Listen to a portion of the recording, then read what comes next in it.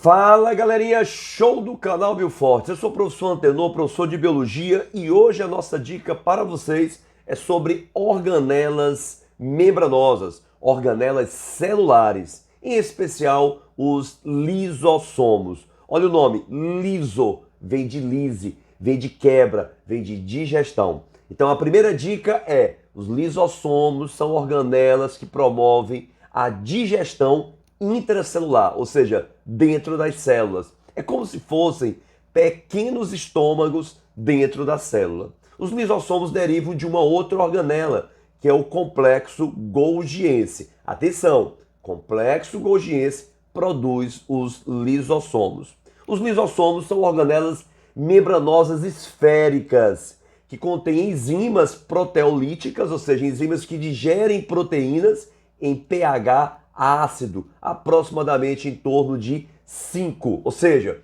é como se fosse um estômago dentro de uma célula. Ô professor, todas as células possuem lisossomos? Não. Inclusive, essa pergunta já foi cobrada em diversos vestibulares. Os lisossomos estão presentes em quais tipos de organismo? Nas células dos organismos heterótrofos. No caso, os animais e também os protozoários, e estão ausentes nas células de vegetais. Repito, lisossomos não estão presentes em vegetais. Fiquem atentos a essa dica, tá bom? Outra coisa interessante, pessoal, é que os lisossomos podem realizar a digestão de componentes que entram na célula e de componentes que estão dentro da célula. Quando o lisossomo digere componente que entrou na célula, nós chamamos esse processo de digestão heterofágica. Por exemplo, uma célula pode ingerir uma proteína que vai ser digerida dentro do lisossomo. Uma célula pode fagocitar um vírus, uma bactéria que vai ser digerida dentro do lisossomo. Então essa digestão heterofágica de coisas que entram na célula tem duas funções: nutrição e defesa do organismo quando ocorre a digestão aí de vírus e de bactérias. Existe também uma digestão especial, que é a digestão de partes da célula. Por exemplo, uma parte velha da célula, a mitocôndria está velha. Mitocôndria, lembrando, é aquela organela que gera energia a partir da respiração celular. Então o lisossomo vai lá e digere a mitocôndria velha e a célula produz uma nova mitocôndria. Essa digestão de partes gastas, velhas, da própria célula, nós chamamos de digestão autofágica, que tem como objetivo promover o rejuvenescimento celular. Por exemplo, os lisossomos não se dividem geralmente, então eles precisam estar ativos. Por isso que ocorre esse rejuvenescimento para que a célula continue com sua plena atividade, tá bom? Agora, 3 tópicos, anota aí, muito cobrados em vários vestibulares, que tem a participação dos lisossomos: autólise, apoptose e necrose. Vamos começar pela necrose. A necrose ocorre, pessoal, quando a célula deixa de receber oxigênio. Ao deixar de receber oxigênio, a célula morre. E geralmente 24 horas após a morte das células, os lisossomos estouram dentro das células e acabam liberando enzimas que digerem a célula. Esse processo é chamado de necrose, que leva ao apodrecimento ali do tecido.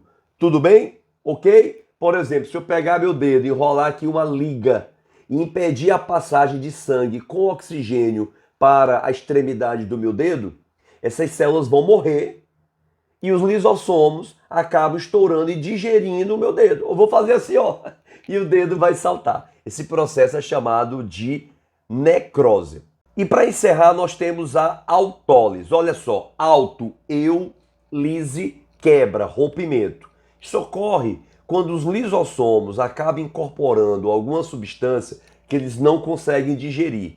O exemplo mais cobrado nos vestibulares é a silicose. Quando o indivíduo inala cristais de sílica presente no amianto, por exemplo, presente na poeira, em rochas. É muito comum essa doença em pessoas que trabalham na mineração. Então, ao inalar a sílica, esses cristais de sílica vão para dentro das células pulmonares, vão parar dentro dos lisossomos, só que os lisossomos não conseguem digerir a sílica. E aí os lisossomos acabam estourando e digerindo as células pulmonares, ou seja, matando as células pulmonares. Isso leva, com o passar do tempo, à redução de células pulmonares, de alvéolos pulmonares, o que leva o indivíduo à insuficiência respiratória, inclusive pode levar até a morte. O nome é silicose. Outro processo bastante cobrado nos vestibulares é a apoptose ou morte celular programada.